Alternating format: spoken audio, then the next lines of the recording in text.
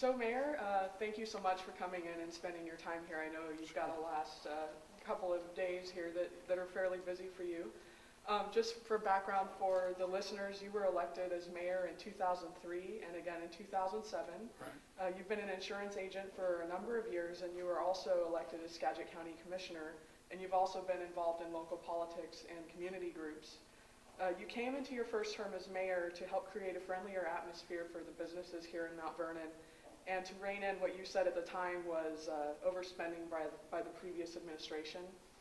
You've also said you were a fan of term limits, which is, I think, part of the reason why you've decided not to run for mayor again. During your 8 years as mayor, you've had to deal with a number of issues, including the flood control projects and working with other local, state, and federal agencies to secure a better flood plan for Skagit Valley.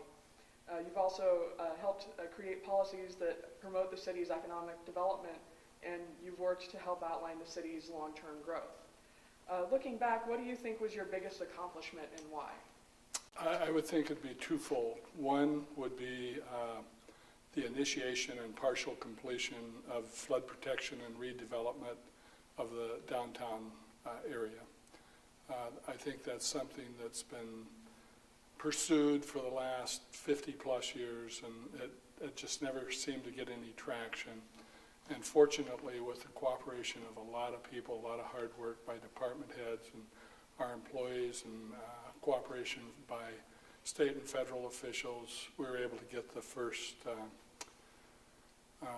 phase of it done. And I shouldn't leave out the county because they are contributors as well. And the other thing would be from a budgetary standpoint. We were able to build our reserve, and unfortunately we had to reduce our workforce considerably, but I think that we're still providing a high level of service and living within our means, and we don't have as high a reserve as I think we should have.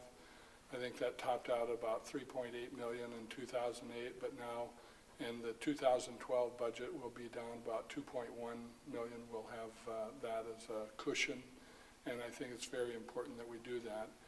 If at all possible, I think that we should have around $3 million to accommodate 2 months of expense for the city to just ensure against a really bad economic downturn or a bad natural disaster or something where we were shut off from income for a couple months. Mm-hmm. So those two things, budgetary accomplishment and the flood protection effort that we went through. And I think it's brought to a point now to where it'd be very difficult not to complete that project.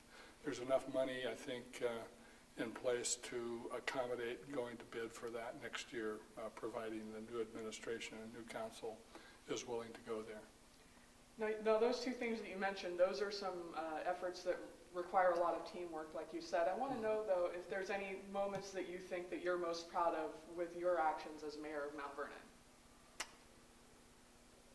Well, I don't know that you could squeeze it down to moments, because it's an ongoing process. And I think I had a commitment to try and get our financial house in order, and that doesn't happen on one day or 1 month, It takes a process the entire time. And I had great cooperation from our finance director, Alicia Hushka. She's an excellent employee and serves the citizens of Mount Vernon very well. And the council, who has to approve the budget when I bring it to them.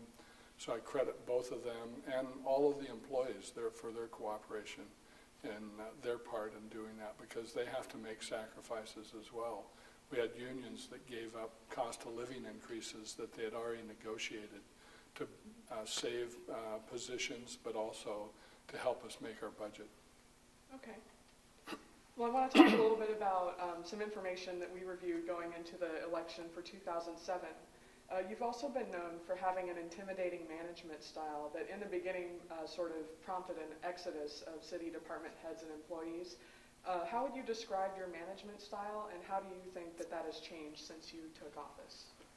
Well, that's interesting that you would point that out. I think anytime you have a new administration, it takes a while for people to decide whether or not they can work with someone else. I think it's a big mistake to go in and immediately start making changes, and that didn't happen with my administration. You know, it took a while before there are some folks that decided they wanted to go to another job or they wanted to retire.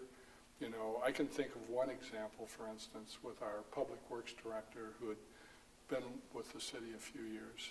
He decided to retire, but just to show you that it wasn't because of my demeanor or anything, we turned around and hired him as an engineer that was a lead person for HDR on the $38.5 million sewer plant upgrade, which was another great accomplishment that we were able to achieve during the last 8 years.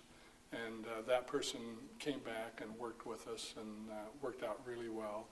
There are other folks that went to positions, I can think of one in particular with another city, and he and I have worked together on a monthly basis on flood protection. That worked out very well. But since that settling in process, if you will, took place, we have excellent longevity. If you go right down the line in our department heads, and if you look at the history of our employee base in the city, you won't see a lot of change. Okay. Well, I wanted to bring up something that you mentioned at the city council meeting last week. You had a long presentation about the accomplishments of the city, and one of the things that you mentioned was Skagit Station, which is the local bus and train hub. You said that that was an accomplishment for the city, but when you started as mayor, you actually proposed to shut down the Skagit Station or move it outside of downtown Mount Vernon. It was mostly built, my understanding is it was mostly built with state and federal money. Some people said that you had made that proposal to spite the previous mayor. What was the purpose of making that proposal to move Skagit Station when the city would have had to pay back the grants that it received to build it? To move the Skagit Station after it was completed? Well, you proposed to move or cancel Skagit Station. As a candidate, I indicated that I didn't think that was the best location for it. As mayor, I wouldn't have put it there because there was an extensive study that showed the best location for that facility was on College Way, where the station had been previously. If you listen carefully, and you can go back and look at the record, I said that we completed Skagit Station. It was, you know, completed basically for all intents and purposes from a standpoint of putting the money together for it. I didn't have anything to do with that. We were carrying out the contract that was already in place. And yes, we did complete Skagit Station under my tenure, but I just didn't feel like it was a good place to put it for two reasons. One, there wasn't adequate space for it, and as time has gone on, that's proven out because we had to build a park and ride south of town to accommodate the parking. There's still a parking problem there, and they're still building onto it as we speak. They built another addition this year, and they're proposing to build another addition in the future. I just thought there was a lot more availability up there. And secondly, I thought that space should have been reserved for a build-on to the Skagit County Jail. Now we have a dilemma of where to put the jail. I thought the present structure that they utilized for the county jail, which was built when I was a county commissioner, I thought to utilize that already invested money that the taxpayer of Skagit County has invested to build on made a heck of a lot more sense. But since it was completed, it was my job to do the very best I could to make it a success, which I've done. And as I considered that, I thought the smartest thing to do was to transfer that holding to SCAT, which we did, because SCAT's in the transportation business. They have greater access to federal funds to improve it and operate it than we do as a city. And it has been economically challenging for them to make that work. So in all 8 years of you being mayor, what do you think is the toughest lesson that you've learned? Well, the toughest thing in working for government, I think, is to exhibit patience. And that's not one of my strong virtues. I'm not a patient individual. I believe in working hard, and so sometimes it's hard for me to wait for the process to catch up. And I don't know if I've learned it yet, but that's one thing that I had to attempt to exercise and get better at was just patience. Can you give me a recent example of when something tested your Oh, patience? The best example is the waterfront redevelopment, and flood protection and river walk. I think had the economy not taken a nosedive like it did, I think we'd be complete with that. But Really? the struggle of trying to get money back to this area from the federal government, and that is local taxpayers' money coming back. It isn't as though they're giving us a huge gift. It's something that we're able to convince them to return to us. Had a lot of frustration there because through the change of attitude about entitlements and appropriations in one sort or another, it was very difficult. They put $200,000 in, Senator Murray did, up front to kickstart the project, and that really helped. But the best example of other government cooperation probably comes from Dyke District Number 3, who at that same time, even though they have a much smaller source of money, I mean, much less funds to draw from, they gave us $225,000, and that money was essentially used to go after the purchase and the removal of Mount Vernon Terminal Railroad spur that came down Main Street, and that was an essential to be accomplished before we could move forward with the project. We did that, and we moved on, and we pieced so many different chunks of money together, whether it be from Puget Sound Energy to give us $1 million. I mean, that was part of a settlement agreement for their relicensing of the Lower Baker system. And Kevin, I gave Kevin Rogerson kudos for doing that without any outside counsel. That was a tremendous accomplishment. They gave us $3 million, and a portion of it went to the city of Burlington, and a portion of it went to Dyke districts to accommodate downstream impacts of the relicensing effort, which was a 50-year relicensing.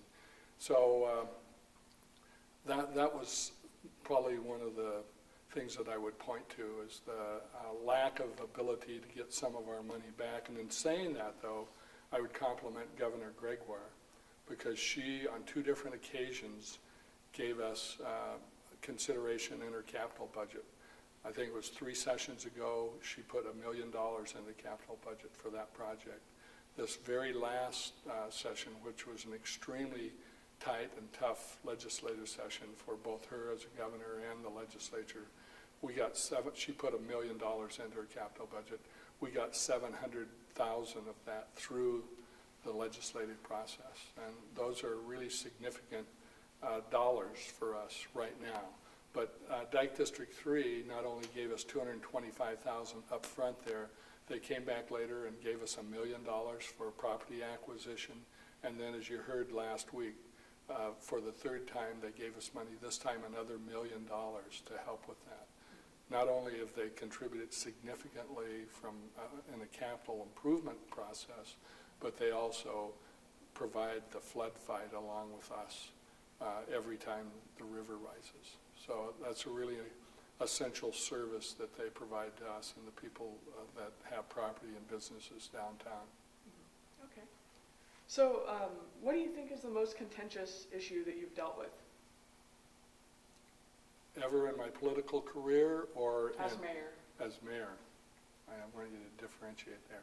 Well, probably the Glenn Beck issue, where I gave the key to the city to Glenn Beck was, I mean, that's a pretty easy selection, right? Well, tell me a little bit more about that. Why do you think that was the most contentious issue?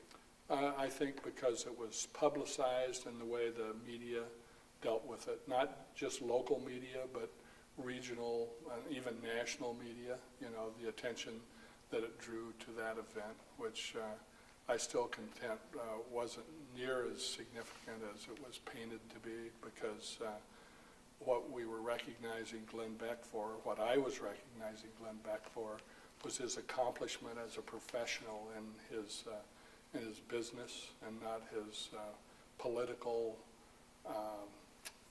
philosophy or anything like that. So, and if you attended, I don't think you might not have been here yet. I was there. Were you? Mm-hmm. Okay, so, if you attended that event, there was no political philosophy. It was all about his love for the city of Mount Vernon and the history that he had here. Mm-hmm. So I'm still very proud of that. I'm proud of the fact that the Lincoln Theater received $20,000 as a result of that event, and I would really downplay the contention by folks that it costs the city a lot of money, because if people decide that they want to protest something, whether it might be the governor coming to town, if she had made a recent controversial decision, or some other figure that came there for that had a position, our police department's required to make it a safe environment, and that's what we did. Now, you might have seen it as recognizing somebody who's a professional, but a lot of other people who did not agree with that saw it as maybe recognizing and agreeing with his political philosophy. And I want to know if you were surprised by the public's reaction. Once again, no, not when the media did as much as they did to promote resistance and a reaction to it. A lot of the people that were here for that weren't local people that were reacting to that. There were people that were brought in on buses from other locations. But in saying that, I also know that there are people that were vehemently opposed to it that were here locally. And, they're entitled to their opinion, when I took this office, I didn't say that I would never bring up something that might be controversial, that's part of the job, is taking that in stride when someone opposes something that you do, as long as you think that you're doing the best that you can do for the city of Mount Vernon. I think you're accomplishing what you're supposed to do as an elected official.